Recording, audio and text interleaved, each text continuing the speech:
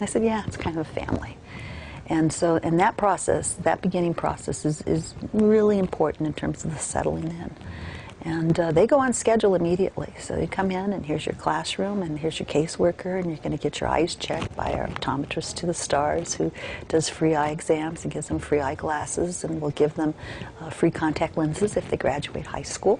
Wow. And they get the hair done in Beverly Hills by a very famous hair stylist, a hair salon where there's a group of stylists who do their hair with colors, and they sit next to movie stars. Something and to look forward to. Yes, and they get new sets of clothes because we have great donors from the garment industry who donate clothes and shoes, and they see that they have a room where there's 2 beds in the bedroom, and sometimes they get a room by themselves if we have that luxury when they first come in, and each bedroom has its own bathroom, and they get real quick that their needs are going to be taken care of here.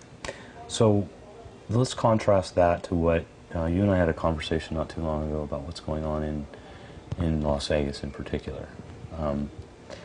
For those who go on these tourism trips and think that prostitution is just part of the party, give them a little insight into what you see on the streets of Las Vegas. Well, prostitution is not legal in Las Vegas, Right. and that's just a myth that the city just continually tries to destroy, but they're not very successful just because of all of the sex ads and billboards and the media that they get. Okay. The brothels are like in a northern part of Nevada.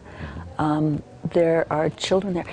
Nevada, Las Vegas is what I call the new Hollywood. When I started my work, there were hundreds of kids on Sunset Boulevard, on Crescent Heights and Sunset. There were 80 girls alone.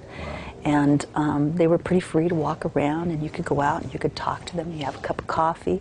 The pimps kind of cruised and left them alone, weren't too much on top of them. And you know, because the gangs moving into the inner cities, the gangs dominated the streets. They started charging the boys who prostituted rent to work on a particular corner. They beat up, they raped the prostitutes, and so pimps started working more of the tourist and the sports activities and conventions, because you could take a prostitute into Las Vegas and put her in a casino, and a casino is not going to allow anyone to beat up a girl on their premises or rape her, even though there's things we know that go on in motel rooms that they can't control. So Las Vegas became the new Hollywood. And so I understand about half of the children who are working as prostitutes there are not even from Nevada. They're out-of-towners or out-of-staters. And a big percentage of those kids are from California.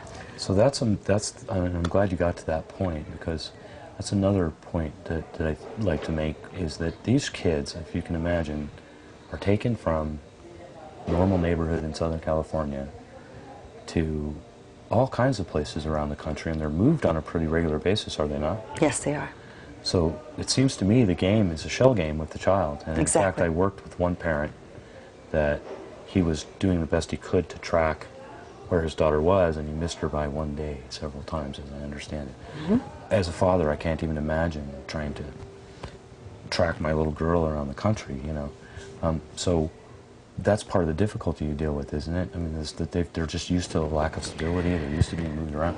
We can't find them if we want to. Well, let's go back to the hype. Okay. The prostitution subculture is very small in the United States, so that if you were to leave here in Van Nuys and go to Sepulveda or go to Hollywood Boulevard, and within 3 or 4 hours you would meet somebody who knows somebody as part of the prostitution subculture. Okay. And so the hype forward and looking to deliver. Well, no, the people that are involved, pimps and other prostitutes, so you would be meeting. Yes. So-called culture of the actual industry itself. Yes, Okay. exactly. All right. So you're going to meet someone. So if you want to go from Hollywood to Florida or Miami or to Vegas or wherever, you're going to meet someone who's going to do that for you. You're going to be hooked in. Someone's going to get you a plane ticket. Someone's going to give you a ride. Somebody knows somebody. You can make a phone call. It's very small. I have to believe that people are basically good, or I could not continue. I believe that they are, and if I didn't believe that, I couldn't do what it is that I do. And I have this uncanny ability to find goodness in everyone, no matter where they come from, or so I've been told. But and I deal with some pretty rough characters, but I just don't believe that there's that many people. So the hype about that it's everywhere, it's like if you take, you know, something that that happens, you know, with one person and you blast it nationwide in every local newspaper, it looks like it's going on everywhere. It looks like it's going on next door. It's not. Most of these children never had a chance to be a child. They were the adults in their families when they were very, very young, because their families were chaotic and so dysfunctional that, you know, they had to try and maintain control for survival. And when they come here, it takes a little while, but the meals are served always at the same time. Fridays are always the outing. I'm very adamant about keeping things on schedule and keeping the chaos out of the program.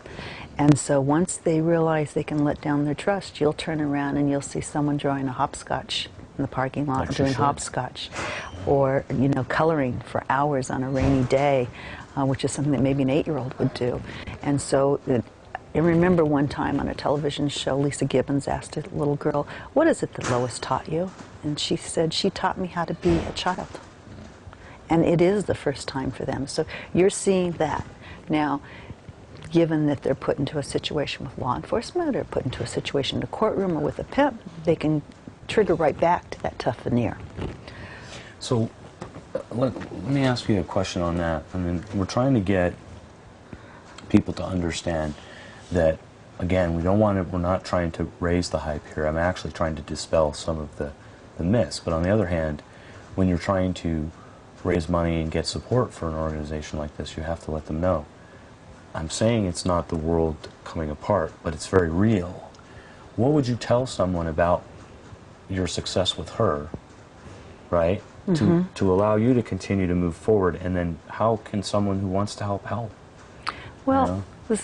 we have a 60% success rate. It used to be 80% success because we'd go out on the streets and children would self-select of who wanted to come in. Okay. Today it's only 60% because children are in courtrooms and in jails, and they're told that you either get into Children of the Night or you're going to jail. And so a child may come to Children of the Night and say, "Great program, but I love my boyfriend and I'm going." Yeah, it's just one more place to be trapped. Exactly. Okay. Well, not even be trapped, it's that they have another plan. They just use Children of the Night in order to escape detention. That happens sometimes. So you have to count that as a failure. I don't try and make up numbers. It's just I don't try and do percentages or anything fancy. We call it like it is. The main thing I'm trying to get to is, if those people, let's say like I wanted to help and it took me a while to figure out how I could. Eventually it came down to, well, we need new computers, you know. Right. So, but on the other hand, we want to stop the do-gooders from creating a program, because they're not qualified to be creating a program. So how can a person who wants to be helpful without causing it to get worse or getting in the way? Well, I think that Children of the Night's really well organized, and so we have volunteers nationwide. Most of our volunteers out of state working booths and promotional things for us, not actually dealing with kids. But we also have workshops where we have volunteers come in and run arts and crafts and karate and painting and you name it, we have it, yoga and everything. So, and that's under the supervision of staff, and that's entirely appropriate. We have people that come in and run sports programs for our kids, and again, it's under the supervision of staff. There's other people who are professionals. We have hairdressers, we have optometrists, we have printers. Everybody can be part of that. And Children of the Night, we have over 150 volunteers, and we celebrate those people every year, the Thursday before Thanksgiving. And the kids hold an open house. We serve breakfast, lunch, and dinner. It's the favorite time of year. Many kids say, "Can I come back for volunteer day?"